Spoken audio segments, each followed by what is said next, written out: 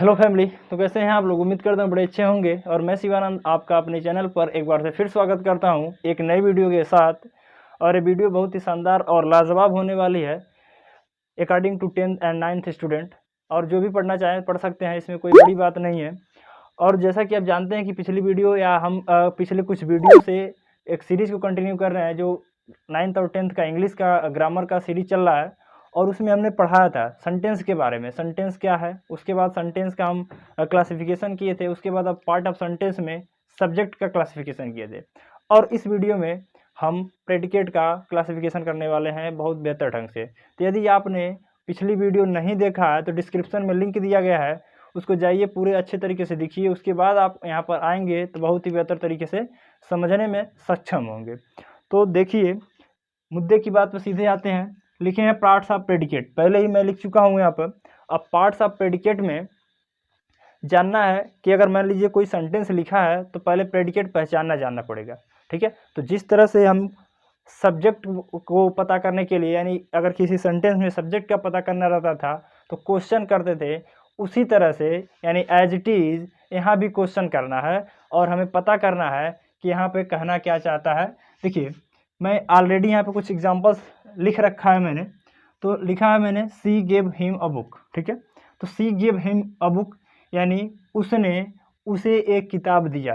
ठीक है, उसने उसे एक किताब दिया तो क्या हो जाएगा, यानी किसने किताब दिया, उसने किताब दिया। अगर इस तरह से हम हु से क्वेश्चन करते थे तो सब्जेक्ट का पता लगता था।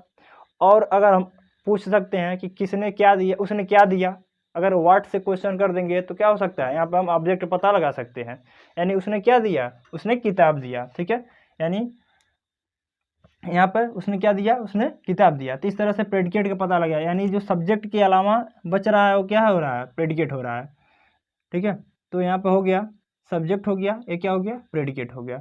इसी तरह से दिस मैन यहाँ पर क्या है, सब्जेक्ट है। और यहाँ से इज अ टीचर क्या है, प्रेडिकेट है। यहाँ जो रवि है ये भी क्या है, सब्जेक्ट है। और लाइक्स प्लेइंग ये क्या है, प्रेडिकेट है। तो सब्जेक्ट और प्रेडिकेट बहुत ही मामूली सी बात है। होप कर रहा हूँ आप जान रहे होंगे अच्छे तरीके से और समझने का प्रयास कर रहे हैं। अब देखिए, हमारा मेन जो मुद्दा है इस प्रेडिकेट को जानना है, यानी प्रेडिकेट को क्लासिफाइड करना है, यानी उसका क्लासिफिकेशन करना है। यानी प्रेडिकेट कितने प्रकार का हो सकता है और प्रेडिकेट क्या क्या हो सकता है उसके बारे में हमें जानना है। ठीक है, तो देखिए, सबसे पहले अगर मैं प्रेडिकेट की क्लासिफिकेशन की बात करें तो इसको तीन मेजर पार्ट्स में डिवाइड कर सकते हैं। यानी जो मुख्य इसका भाग होगा वो तीन हो सकता है। ठीक है, देखिए किस किस में कर दे रहे हैं इसको हम। थोड़ा सा एग्जाम्पल को मैं यहाँ पे थोड़ा सा इरेज करना चाहूँगा। देखिए, सबसे पहले मैं लिख दे रहा हूँ वर्ब। उसके बाद मैं लिख सकता हूँ ऑब्जेक्ट। और थर्ड वन हो सकता है कॉम्प्लीमेंट।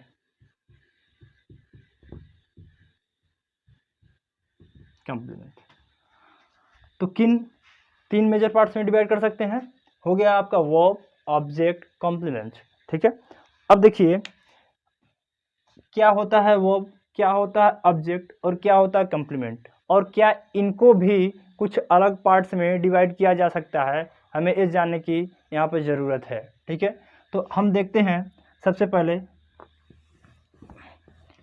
वर्ब के बारे में, यानी वर्ब क्या है।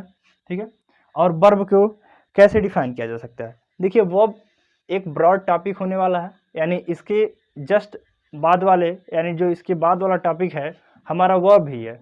तो अगर हम वर्ब को अभी यहाँ पे पूरी अच्छे तरीके से नहीं पढ़ने वाले हैं, बस हमें वर्ब में जितना चीज़ें जानना है उतना ही जानेंगे कि हम इसमें यहाँ पे वर्ब को ऐसे जानना है कि इसको दो प्रकार से डिवाइड किया जा सकता है वर्ब को, मेन वर्ब और हेल्पिंग वर्ब। और जो ऑब्जेक्ट है इसको भी हम दो पार्ट्स में डिवाइड कर सकते हैं। पहला हो सकता है डायरेक्ट ऑब्जेक्ट और दूसरा हो सकता है इनडायरेक्ट ऑब्जेक्ट। यानी डायरेक्ट और इनडायरेक्ट दो तरह से ऑब्जेक्ट को हम डिफाइन कर सकते हैं या डिवाइड कर सकते हैं। अब बात आती है कम्प्लीमेंट की, यानी कम्प्लीमेंट को हम किन किन पार्टों में डिवाइड कर सकते हैं, तो उसको देखते हैं। अगर बात किया जाए कम्प्लीमेंट को, तो यहाँ भी हम पहले इसको दो पार्ट्स में डिवाइड करेंगे। पहला हो जाएगा सब्जेक्ट कम्प्लीमेंट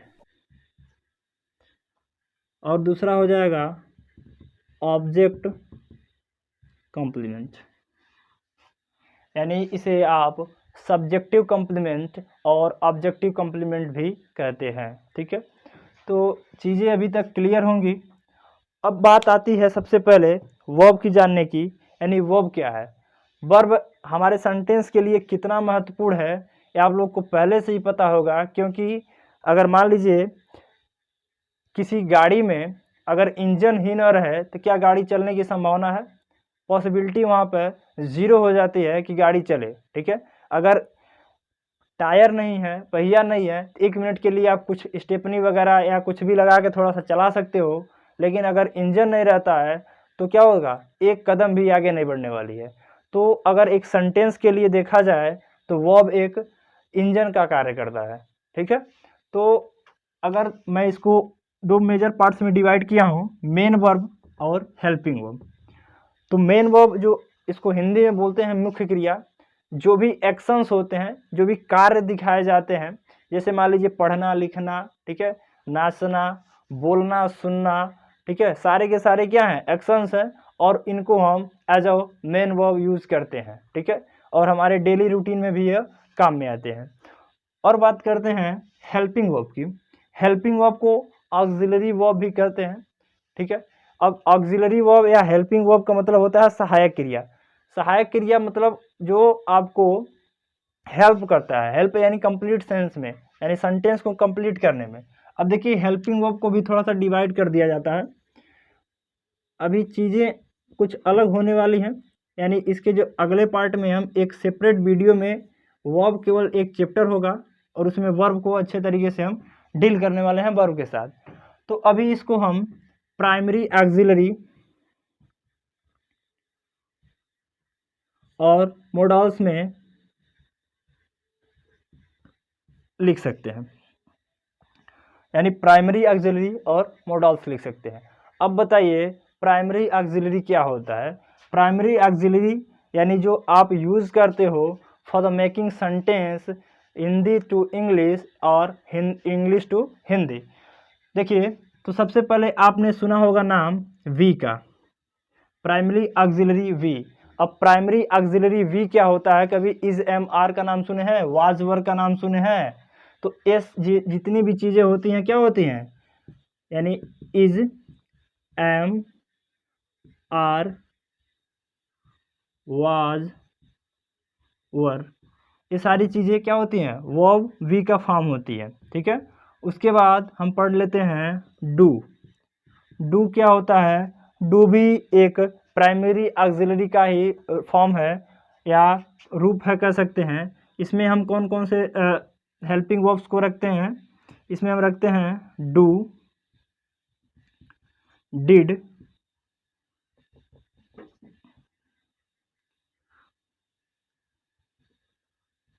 उसके बाद डज को। ठीक है, यानी डज, डू, डिड, इन तीनों को हम इस पार्ट में रखते हैं। और इसके बाद आप लोग कभी हैज़, हैव, हैड का नाम सुने होंगे, तो ये क्या होता है? ये होता है हैव। ठीक है, यानी हमारी बेसिक जो प्राइमरी ऑक्सिलरीज होती हैं तीन होती हैं, वी हो गया, डू हो गया और हैव हो गया। तो वी के अंतर्गत is am are, was were आता है, और डू के अंतर्गत डू, डिड और डज आता है, और हैव के अंतर्गत क्या आता है? हैज आता है, हैव आता है, और आता है आपका हैड। ये सारी चीज़ें हैं, बातें क्लियर हो रही हैं। तो वर्ब के बारे में आप समझ चुके होंगे अभी तक। उसके बाद देखिए डायरेक्ट ऑब्जेक्ट और इनडायरेक्ट ऑब्जेक्ट देखना है, और सब्जेक्ट कंप्लीमेंट और ऑब्जेक्ट कंप्लीमेंट को देखना है। इन सारे चीज़ों को अभी स्क्रीनशॉट लीजिए, थोड़ा सा मुझे इरेज करना पड़ेगा। अब बात करते हैं ऑब्जेक्ट की। तो ऑब्जेक्ट को हमने दो मेजर पार्ट्स में डिवाइड किया है, डायरेक्ट और इनडायरेक्ट में। तो डायरेक्ट और इनडायरेक्ट का क्या मतलब होता है? सबसे पहले जानना है इनडायरेक्ट ऑब्जेक्ट का मतलब क्या हो गया? लिविंग। इतना आप लोग समझो कि डायरेक्ट मतलब इनडायरेक्ट ऑब्जेक्ट का मतलब क्या हो गया, लिविंग, और डायरेक्ट ऑब्जेक्ट मतलब हो गया नॉन लिविंग, नॉन लिविंग। अभी इसका नॉन लिविंग, लिविंग जो मेन वर्ब है और हेल्पिंग वर्ब है, उसका यूज़ हम अभी कुछ एग्जांपल्स में दे के दिखाने वाला हूँ। अभी इसके बाद बात आता है कम्प्लीमेंट को। कम्प्लीमेंट को हमने दो मेजर पार्ट्स में डिवाइड किया है, सब्जेक्ट कम्प्लीमेंट और ऑब्जेक्ट कम्प्लीमेंट। इसे ही सब्जेक्टिव कम्प्लीमेंट और ऑब्जेक्टिव कम्प्लीमेंट बोला जाता है। अब देखिए, अगर इसको हम थोड़ा सा, इसको जो सब्जेक्टिव कम्प्लीमेंट है इसको भी हम थोड़ा सा डिवाइड कर सकते हैं। इसको भी हम क्या कर दिए, डिवाइड कर दिए। और कैसे कैसे कर दिए, यानी जो कम्प्लीमेंट होगा आपका या तो सब्जेक्टिव होगा या तो ऑब्जेक्टिव हो गया।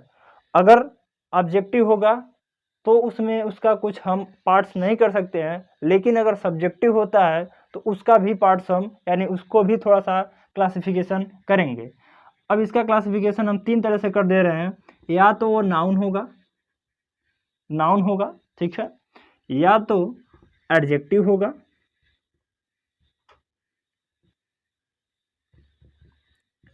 नाउन हो गया, एडजेक्टिव हो गया, या तो एडवर्बल फ्रेज होगा,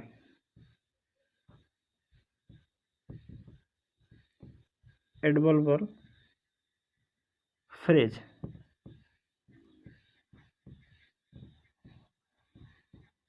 ठीक है, यानी नाउन, एडजेक्टिव या एडवर्बल फ्रेज, इन तीनों में से ही क्या हो सकता है, एक हो सकता है जो सब्जेक्टिव कॉम्प्लीमेंट रहेगा। तो ओवरऑल क्लासिफिकेशन की बात किया जाए तो हमने पूरा कंप्लीट तरीके से देखा है। यानी पार्ट्स ऑफ प्रेडिकेट की बात किया जाए तो हम मेजर तीन पार्ट्स में डिवाइड कर सकते हैं। अब मेजर तीन पार्ट्स में डिवाइड कौन कौन से कर सकते हैं, एक हो गया वर्ब, दूसरा हो गया ऑब्जेक्ट और तीसरा हो गया कम्प्लीमेंट।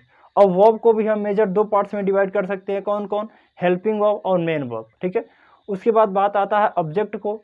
तो ऑब्जेक्ट को भी हम दो प्रकार से डिवाइड कर सकते हैं, एक हो गया डायरेक्ट ऑब्जेक्ट, दूसरा हो गया इनडायरेक्ट ऑब्जेक्ट। अब डायरेक्ट ऑब्जेक्ट क्या होता है, डायरेक्ट और इनडायरेक्ट में यही अंतर है कि जो आपका इनडायरेक्ट ऑब्जेक्ट होता है वो लिविंग होता है और जो डायरेक्ट ऑब्जेक्ट होता है वो नॉन लिविंग होता है। ठीक है, अब देखते हैं कम्प्लीमेंट की बात करते हैं। कम्प्लीमेंट को हमने दो पार्ट्स में डिवाइड किया, एक हो गया सब्जेक्टिव कम्प्लीमेंट या सब्जेक्ट कम्प्लीमेंट, दूसरा हो गया ऑब्जेक्ट कम्प्लीमेंट या ऑब्जेक्टिव कम्प्लीमेंट। अब हम अगर ऑब्जेक्टिव कम्प्लीमेंट पाते हैं तो उसका क्लासिफिकेशन नहीं करेंगे, लेकिन अगर हमें पता चला कि सब्जेक्टिव कम्प्लीमेंट है तो उसका क्लासिफिकेशन करेंगे। तो सब्जेक्टिव कम्प्लीमेंट तीन प्रकार का हो सकता है। पहला हो सकता है आपका नाउन, या तो हो सकता है दूसरा एडजेक्टिव, या तो तीसरा हो सकता है एडवर्बल फ्रेज। अभी हम बात कर लेंगे, अभी थोड़ा सा आपको डाउट हो रहा होगा कि एडवर्बल फ्रेज क्या चीज़ है या एडजेक्टिव क्यों बोल रहे हैं। ठीक है, तो लिविंग और नॉन लिविंग क्या चीज़ें हैं, तो सारा का सारा जब भी डाउट है जो आपका, वो कुछ एग्जांपल्स के सहायता से हम नीट एंड क्लियर करने वाले हैं। तो देखिए, हमने यहाँ पे एग्जांपल लिख रखा है पहले से ही, she gave him a book. तो सबसे पहले हमारा मेन काम क्या होता है, पहले सब्जेक्ट और ऑब्जेक्ट प्रेडिकेट को डिफ्रेंशिएट करना। तो सी क्या हो गया, सब्जेक्ट हो गया, गिव हिम अ बुक क्या हो गया, प्रेडिकेट हो गया। अब देखिए, हमें पता चल गया कि जो सी है क्या है, सब्जेक्ट है, और जो गिव हिम अ बुक है वो क्या है, प्रेडिकेट है। अब बात करना है हमें केवल प्रेडिकेट की। तो प्रेडिकेट में सबसे पहले देखते हैं गिव, क्या लिखा गया है, गिव। गिव क्या है, मेन वर्ब है। अच्छे तरीके से आपको पता चल रहा है क्योंकि यहाँ is, am are, was, were, has, have किसी भी प्रकार के ऑक्सिलरी वर्ब का प्रयोग नहीं किया गया है।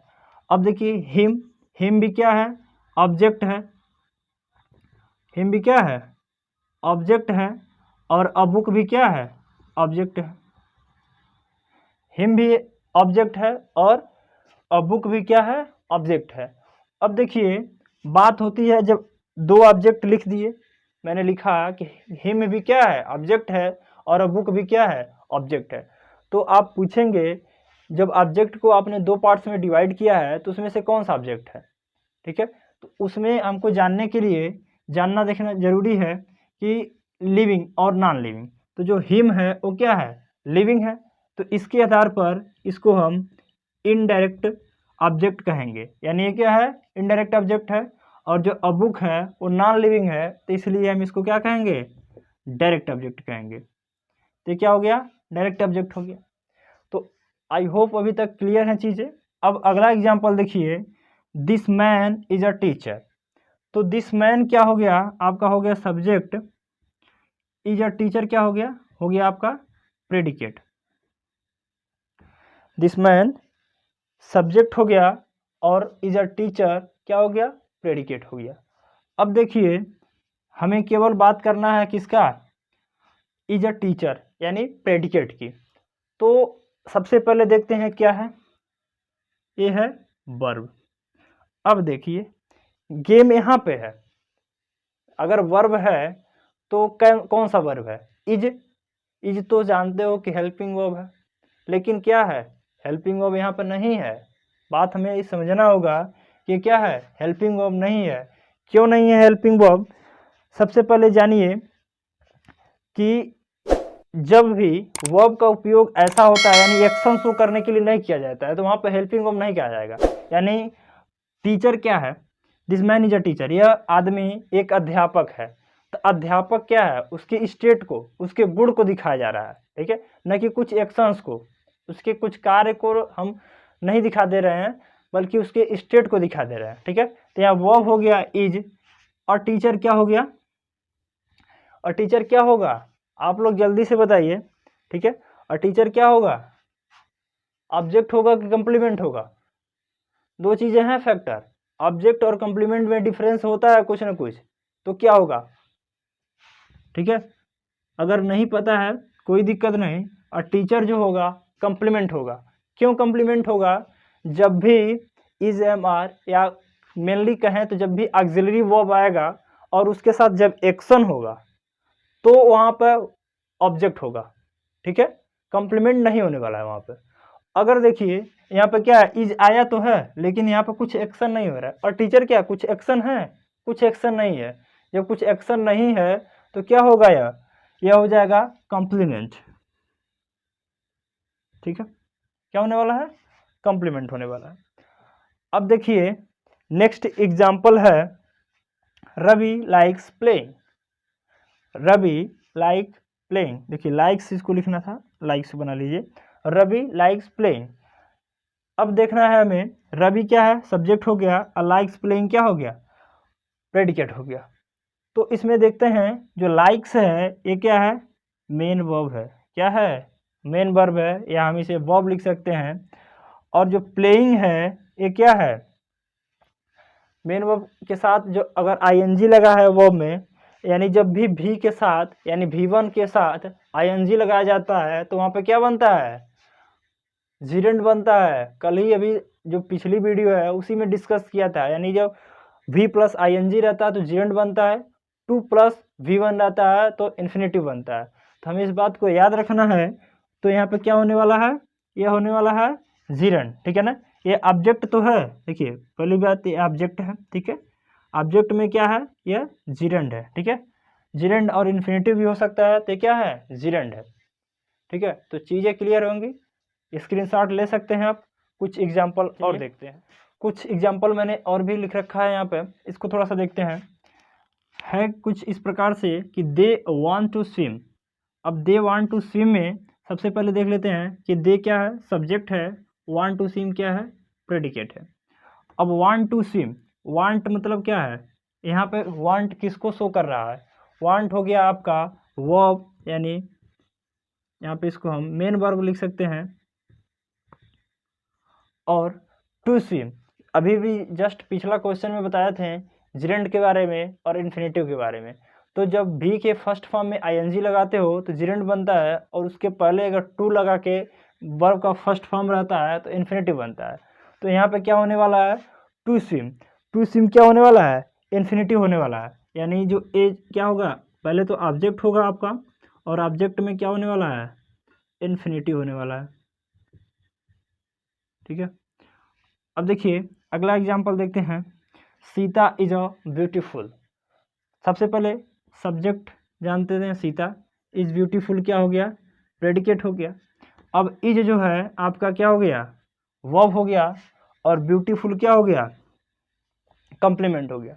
यानी जब भी यहाँ जो सीता इज़ अ ब्यूटीफुल, उसको केवल दिखाया जा रहा है उसकी स्टेट है, उसके बारे में उसकी यानी उसको क्वालिफाई किया जा रहा है बेसिकली, कुछ यहाँ एक्शन को शो नहीं किया जा रहा है। तो हम क्या करने वाले हैं, एक जो कम्प्लीमेंट रहेगा वो कौन सा कम्प्लीमेंट है, पहले अगर कम्प्लीमेंट में है तो कौन सा कम्प्लीमेंट है, सब्जेक्टिव है कि ऑब्जेक्टिव है। अब देखिए जो ब्यूटीफुल है वो कौन है, ब्यूटीफुल यानी जो सुंदर है, कौन सुंदर है, सीता सुंदर है। सीता है क्या, सब्जेक्ट है कि ऑब्जेक्ट है, सब्जेक्ट है। जब सीता सब्जेक्ट है तो क्या हो गया, सब्जेक्टिव कम्प्लीमेंट हो गया, यानी इसको ऐसे लिख सकते हैं सब्जेक्टिव कम्प्लीमेंट, ठीक है। इसके बाद अगर सब्जेक्टिव कम्प्लीमेंट है तो सब्जेक्टिव कम्प्लीमेंट के 3 पार्ट्स होते हैं। अब देखिए इसमें नाउन है कि एडजेक्टिव है कि एडवर्बल फ्रेज है, इस चीज़ का क्लियरेंस जरूरी है। तो सबसे पहले देखिए नाउन है ये, यानी जो ब्यूटीफुल है, ब्यूटीफुल होता क्या है, ब्यूटीफुल का मतलब सुंदर, सुंदर मतलब क्या कर रहे हो आप, उसकी गुण को बता रहे हो, उसको क्वालिफाई कर रहे हो, यानी एडजेक्टिव है। तो यहाँ पर क्या लिख सकते हो, एडजेक्टिव। अब नेक्स्ट एग्जाम्पल है the students are in the class. तो द स्टूडेंट्स क्या हो गया, आपका हो गया सब्जेक्ट, और आर इन द क्लास क्या हो गया आपका प्रेडिकेट। अब जो आर है ये क्या होने वाला है, वर्ब होने वाला है, और इन द क्लास क्या होने वाला है, कम्प्लीमेंट होने वाला है। बात समझ में आ रही है, यानी आर जो है क्या होने वाला है, वर्ब होने वाला है, और इन द क्लास क्या होने वाला है, कम्प्लीमेंट होने वाला है। और कम्प्लीमेंट में आप जानते हो कि कौन सा कम्प्लीमेंट होगा, सब्जेक्टिव कम्प्लीमेंट होगा, क्योंकि इन द क्लास कौन है, इन द क्लास में यानी क्लास में कौन है, स्टूडेंट है, स्टूडेंट क्या है, सब्जेक्ट है, तो सब्जेक्टिव हो गया। अब सब्जेक्टिव में देखे हैं कि 3 प्रकार के बांटे हैं, नाउन, एडजेक्टिव, एडवर्बल फ्रेज।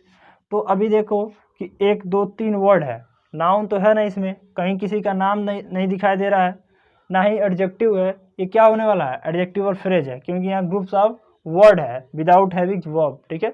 यानी यहाँ पे भी ग्रुप ऑफ वर्ड है, लेकिन यहाँ पे भी क्या है, वर्ब नहीं है। तो होप कर रहा हूँ इतनी चीज़ें क्लियर हो रही है, आप अच्छे से देखिए इसको। और आज के लिए इतना ही, और मिलते हैं कल एक नए टॉपिक के साथ जिसका नाम है वर्ब। और अगली वीडियो में वर्ब अच्छे तरीके से पढ़ेंगे, और वीडियो को आप बढ़िया से शेयर करते रहिए और चैनल को भी सब्सक्राइब कर लीजिए, ठीक है। धन्यवाद।